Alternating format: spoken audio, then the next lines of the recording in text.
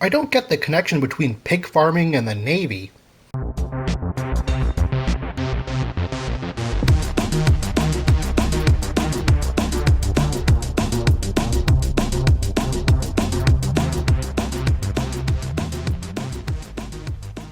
Hello everyone, I'm Kevin, otherwise known as Forum BX257, here to bring you another 1980s and 90s G.I. Joe tour review.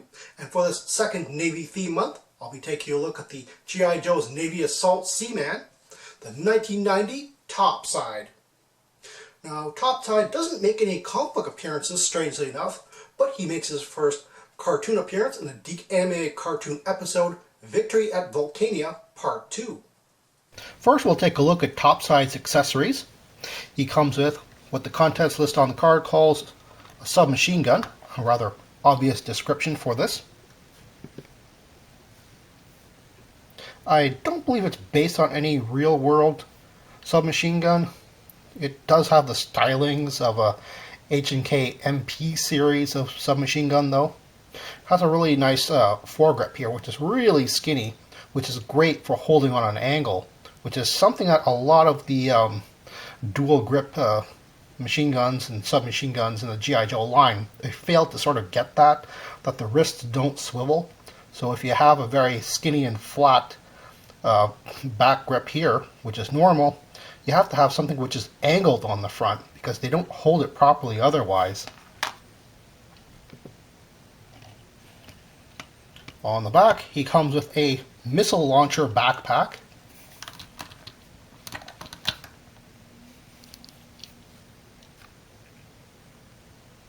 Which, with these exhaust ports on the bottom, I think that's what they are for the backblast of the rockets, this kind of winds up looking a bit like a jetpack. I'm not sure if that was the intention or not. But it also comes with a flip-out stand.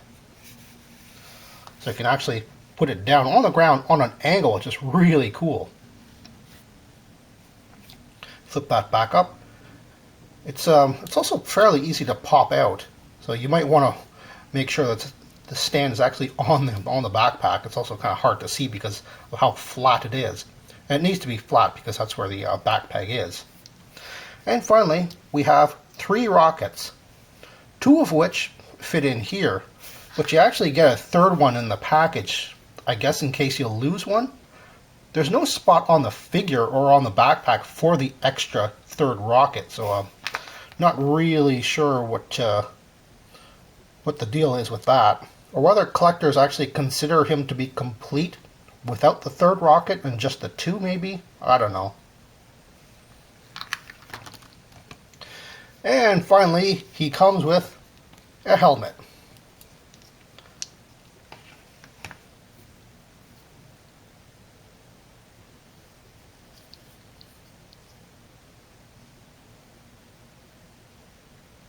And without the helmet, you can see one of the only flaws in an otherwise really, really good figure.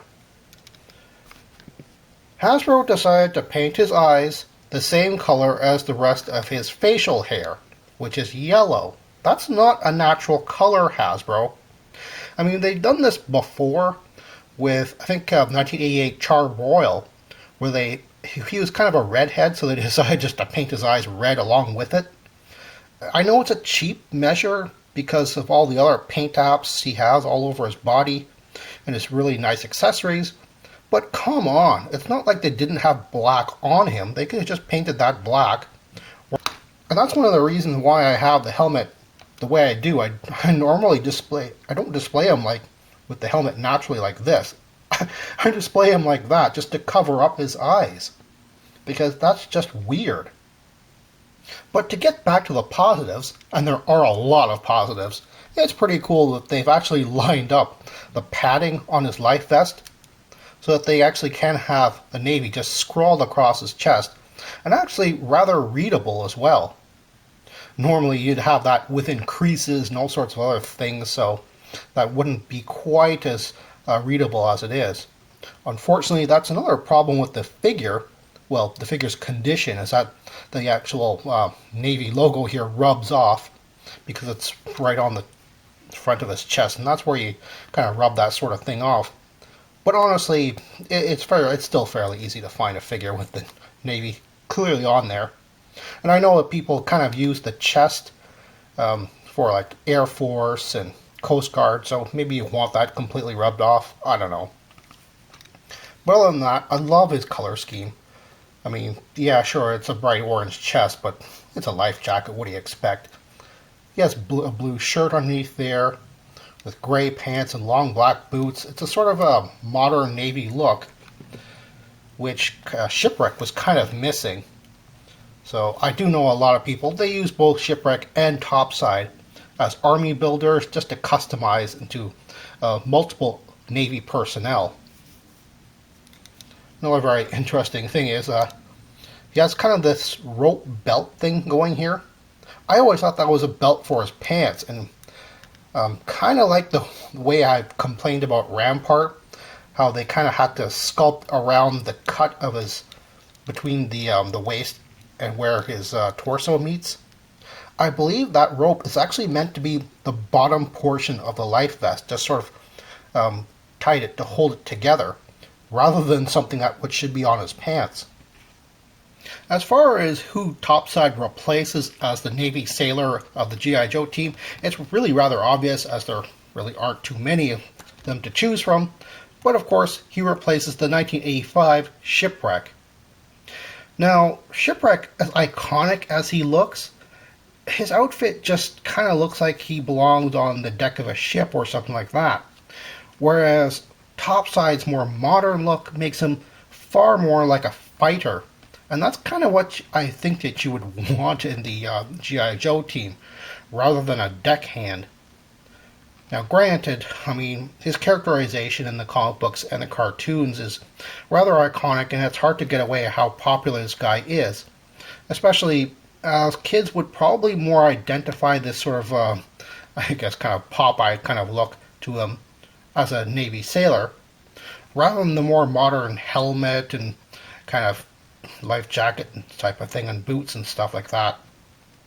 Still, these two work really great together as far as I'm concerned. We have two aspects of the Navy life, and quite frankly, I don't think they should really replace one or the other. One thing I'm actually kind of surprised at Hasbro was normally they release mostly Army figures, and when they have different services like the Navy or the Marines, they only have one of those guys. However, 1990 was different in that Topside, as the obvious Navy sailor, shared shelf space with the 1990 Rampart, who was also in the Navy. Now granted, Rampart doesn't look like a Navy personnel guy. I mean, he looks, quite frankly, like he's in the Army or some other service. But as an air defenseman, he actually does fit in with the Navy role, even though he doesn't look like it. So that's actually rather cool of them.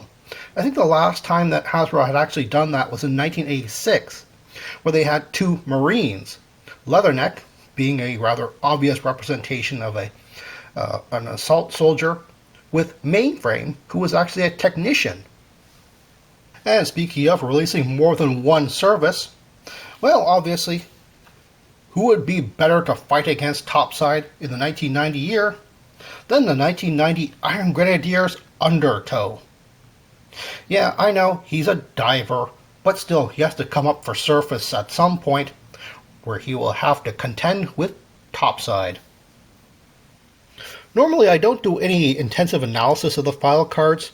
I want you guys to read it and come to your own conclusions. But there is some very interesting and odd things about Topside's file card, which I really do want to point out.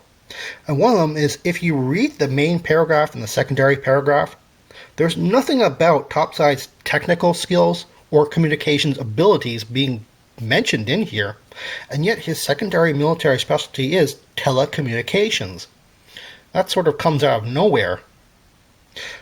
One pet peeve of mine is the pay grade listing. Now, I understand that having a numerical format makes it a little bit easier if you're reading these sort of things between services, and sometimes people don't understand that a captain is higher than a lieutenant, or what a lieutenant colonel is higher than a major, and sort of that sort of thing. people might not understand that, so I get the whole numerical thing. But Shipwreck actually has his rate listed as Chief Petty Officer, so I'm not really sure why they went with E6 for Topside. I'm pretty sure people would understand what a Petty Officer is.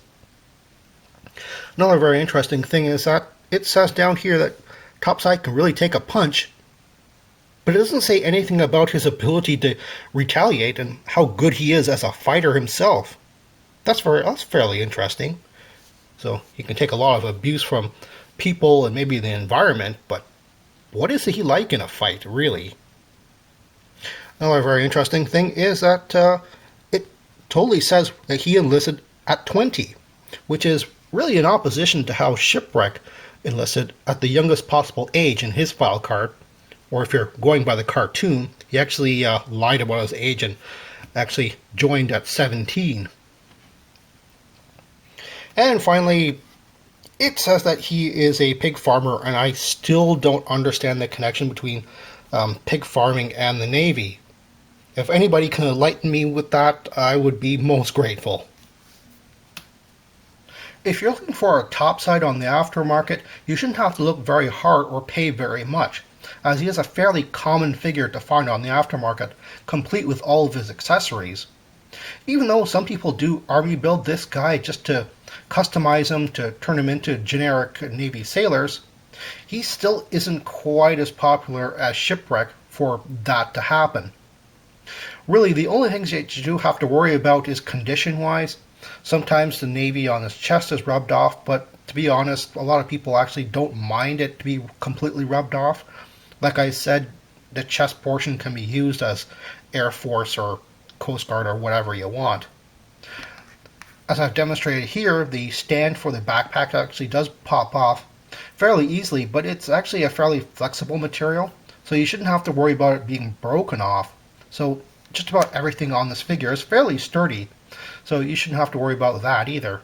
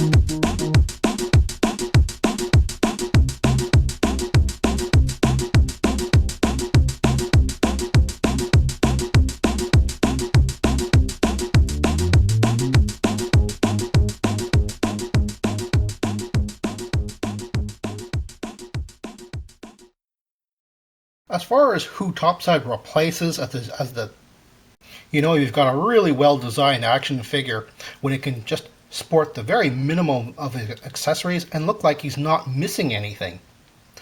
Well, I mean, other than the rocket launcher, which I'm not quite sure why he even comes with that. And it's also kind of too bad that these aren't flick missiles or spring-loaded missiles.